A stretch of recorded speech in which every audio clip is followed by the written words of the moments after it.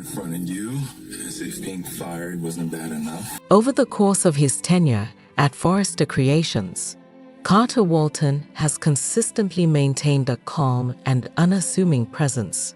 He was able to keep the peace and try to find a solution to the problem while frequently remaining in the background. Then, however, things began to shift one day. For Carter, the limit had been reached. It was impossible for him to continue to witness the family drama cause harm to the business that he cherished so dearly. It's the tipping point. Over the course of several weeks, he had witnessed Ridge and Steffi, along with other individuals, inflict harm upon others. They were not considering the company or the employees in any way.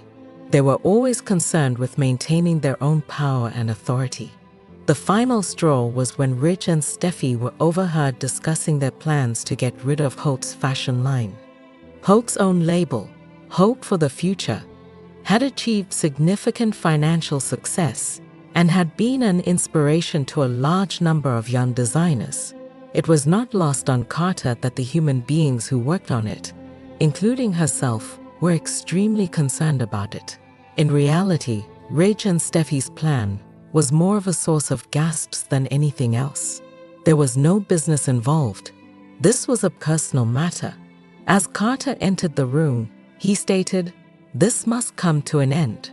Ridge and Steffi appeared to be taken aback by his appearance. The words, "Carter, you are not a part of this," were spoken by Ridge with a firm tone. "It does," Carter responded. "It does. Involvement in this company is mine.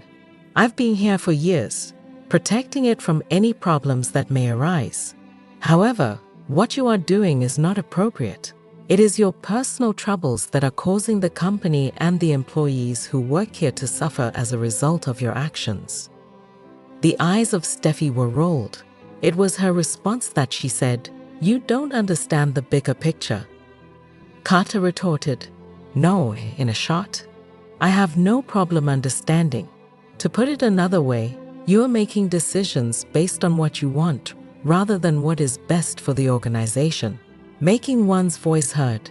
Even though Carter had left Ridge and Steffi, his mission was not yet finished. He was aware that he needed to take additional actions. At Forrester Creations, he started having conversations with employees at all levels of the company. It was said that everyone, from the designers to the office personnel, had experienced feelings of being disregarded or undervalued. Carter was not the only one who felt the way he did. They were fed up with the fact that their job was being disrupted by family problems. Despite the fact that they enjoyed their work, they did not feel valued. As a result of Carter's statements, they experienced a sense of optimism as they saw someone finally advocating for them. There was a call from Carter to Hope, Zend, and even Thomas. As long as they did not let the family drama stifle their development, he wanted them to understand that their contributions to the company, both in terms of their labor and their ideas, were what could lead to its expansion. He was told by Carter, "And Thomas, you're doing fantastic. You, too, have the ability to bring about genuine transformation. However, it is necessary for you to ascertain whether you are a contributor to the problem or a contributor to the solution." Thomas had second thoughts, but in the end he decided to agree. "Yes, you are correct, Carter. I'm in," he clarified. The major change. Carter was of the opinion that it was time to spread the word throughout the entire firm. He made a request to meet with the board of directors of Forrester. Ridge, Steffi, Eric, and a few others were featured in this. Although it was a big gamble, Carter was willing to take it. At the beginning of the meeting, Carter stood up and talked in a manner that was both calm and firm. The first thing he said was, "Forrester Creations is one of the most prestigious fashion houses in the world. However, as of late, we have been unable to find our path. We have allowed personal disagreements to take precedence above business concerns, and this is having a negative impact on the organization." Ridge wore a frown. "It is not clear what you are talking about, Carter." In response, Carter stated, I'm saying that we need to change things at this point. The people who work here and the consumers who put their faith in us are both important considerations for us. The egos and drama need to be put to an end. Should we fail to do so, we will lose everything. After a brief pause, there was complete silence in the room. Eric, the Forrester family patriarch, decided to weigh in on the matter. It was remarked by him that Carter had a point. It has come to our attention that we have allowed personal concerns to cloud our judgment. It is time to get back to the things that are fundamental. It appeared as though Steffi and Ridge were angry, yet they did not argue with one another. Despite the fact that they were aware that what Carter was saying was accurate, they did not wish to hear it. Resulting outcomes. The speech that Carter gave Forrester Creations a jolt. There were those who lauded his bravery, while others stated that he had gone too far. Despite the fact that Ridge and Steffi were particularly troubled, it was impossible to deny that Carter had sparked a significant conversation. The next day, Eric called Carter into his office and asked him to come in. With a smirk on his face, Eric remarked, "You've caused some people to feel uncomfortable. However, I do believe that you have opened some eyes as well." In response, Carter stated, "I did not do this in order to cause trouble. The reason I did it is because I adore this employer. I hope that it is successful." Eric gave a slight nod. "I have faith in you. I'm interested to see where this goes. We are starting over." Changes of a minute kind began to take place at Forrester Creations in the weeks that followed. As people started to feel appreciated, new ideas started to come to them.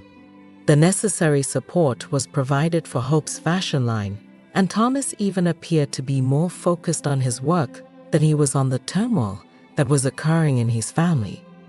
Carter, however, was aware that there was a great deal more work to be done, and he was pleased with what he had started. In spite of the fact that it was challenging, he had taken a position for what he believed in. When he was strolling around the workplace one afternoon, a young designer came up to him and introduced himself. In addition, she said, "Thank you, Carter." The act of speaking up, it has a great deal of significance. Carter wore a grin. He continued by saying, "We are all in this together." For the first time in a very long time, it appeared as though Forrester Creations was moving closer to the path that should be followed. Additionally, Carter Walton was ready to continue his fight for the organization and the people who had contributed to its accomplishments. You said it was already.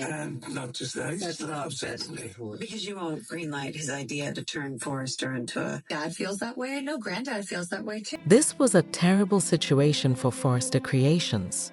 It was causing individuals to feel nervous since the company was losing customers. Elara Designs, a competitor, was gaining a foothold in the fashion industry with innovative concepts and fresh vitality. It was imperative that Forrester Creations take action before it was too late. At the head table, Ridge, Steffi, Eric, and Brooke were situated in close proximity to one another. It was a tight atmosphere. Everyone could feel the strain that was being put on them to salvage the company. Steffi looked intently at the situation and said, "We can't continue to lose clients like that. It is possible that we will lose everything if we do not make this right." The head of Ridge was shaken. "Problems have arisen in the past for us. We are able to deal with this." Thomas chimed in while he was settling into a corner. "There is a difference here. Elara is even attempting things that we haven't even tried before. The younger clientele are being targeted by them. We will be left behind for good if we do not make an effort to perform better." Brooke wore a frown. "What are the steps that we need to take? Here at Forrester Creations, we have a long-standing custom. We are unable to throw that aside." Eric moved his body forward. "There is no reason for us to throw away anything. But in order to work together, we do require each other. The concept of family has always been at the heart of this business. If we do not stand as one, we will lose everything that we have built." Everybody gave a nod. He was aware that Eric was correct, a fresh concept. While Carter was entering the boardroom, Paris was standing next to him. They had been working on a strategy to give the company a new lease on life up to that point. According to Carter, "We are aware of what we are doing. Although that is a significant shift, it has the potential to salvage Forrester Creations." Paris provided folders to each and every individual. Forrester Digital was the name of the proposal that was included in the presentation, an innovative kind of platform that allowed buyers to design their own clothing was being offered. They had the ability to select from a variety of styles, colors, and fabrics, all of which were in keeping with Forrester's signature clothing. Additionally, the portal would make available videos of behind-the-scenes fashion events and virtual fashion displays. Paris said with a gleaming voice, "It will demonstrate to the world that Forrester Creations is not mired in the distant past. Not only is it exciting and personal, but it is also contemporary." The strategy was examined by Steffi. "This is very courageous," she remarked. "On the other hand, perhaps we require boldness." Thomas went on to say that we may work together with influential people to promote this activity. Simply said, it is exactly what people are looking for at the moment. "What are our plans for covering the cost of this?" Still hesitant, Brooke inquired about it. "The price is going to be quite high." Carter gave a slight nod. "There is a danger involved, but the risk of doing nothing is even greater. We will lose more than just money if we do not make an effort." The tension that exists within the family. The plan was not warmly received by all of the individuals. However, Ridge was not persuaded. It was his statement that this company is all about classic designs. If we want to continue to be successful, we don't have to follow trends. The head of Brooke was shaken. "All you are doing, Ridge, is misinterpreting what is being said. You can't merely talk about trends here. It is about surviving in a world that is rapidly changing." The volume of their dispute increased. Finally, Steffi got to her feet. A resolute, "Stop it," she yelled out. "If you want to fight, this is not the moment. Not proving ourselves right, but rather saving the organization is the most important thing for us to focus on." In order to keep everyone steady, Eric raised his hand. It was his suggestion that we give this a shot. A test version of the platform is scheduled to be released to the public. If it is successful, then we will proceed. Otherwise, we will find a different means to catch up. With some reluctance, everyone joined in. This is the launch. The subsequent few weeks were filled with a great deal of laborious work. For the purpose of preparing the platform, designers, engineers, and marketing teams worked non-stop around the clock. In spite of the fact that Ridge is skeptical about the financial potential of the genre, he participated by producing a capsule collection for the debut. It was on the day of the launch that the Forrester family gathered together in the showroom. Insiders in the fashion industry and reporters were present to witness the significant revelation that took place. I was given a demonstration of the platform by Paris and Zend, during which they walked me through the process of how clients could create their own clothing and attend virtual fashion shows simultaneously. It was quite well received by the crowd. It was clear that the response had surpassed everyone's expectations. The new path that Forrester Creations was going to take is something that generated a lot of excitement. The sight of Eric's family brought a grin to his face. "This is what we are capable of accomplishing when we work together," he stated. Obstacles lying in wait. Although the distribution of the platform was successful, the competition was not yet over. When it came to making their own major plays, Elara Designs did not waste any time. Competition in the fashion sector was at an all-time high on this particular day.